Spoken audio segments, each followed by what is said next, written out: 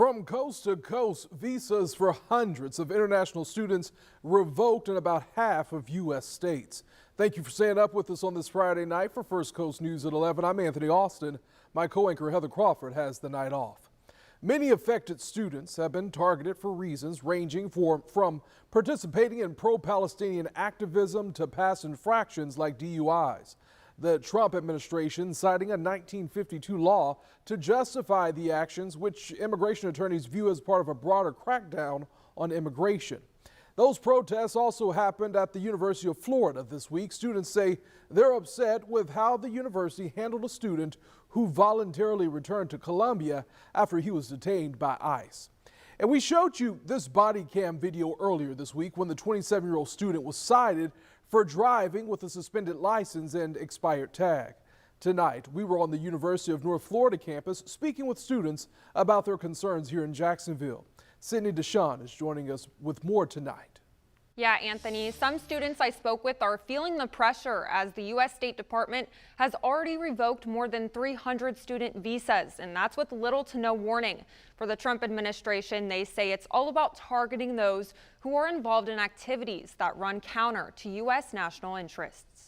Across the nation, coast to coast, I think it's just heart-wrenching. International students face an uncertain future as the government revokes visas. Could you really call this the land of opportunity if you're taking opportunity from those looking to not even do any harm to anyone, like they're not hurting anyone? Secretary of State and former Florida Senator Marco Rubio stating the State Department has revoked visas from students who participate in political activism. Once you've lost your visa, you're no longer legally in the United States, and we have a right, like every country in the world has a right, to remove you from our country.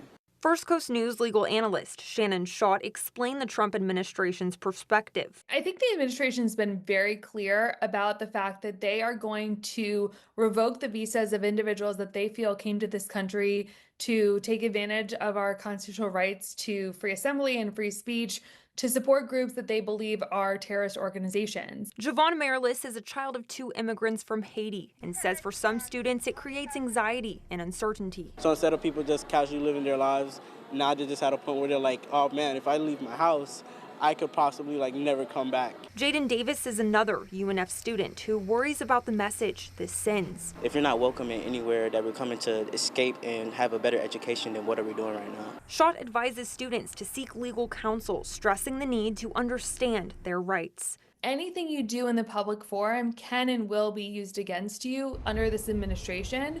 So just being very aware that you have to just be 100% free from any law violations and, really off social media expressing your public opinion because the administration is going to use it against you. Now, I did reach out to UNF about what plans are in place if this happens on campus and what resources are available to help out students. We are still waiting to hear back. Sydney Deshawn, First Coast News, on your side.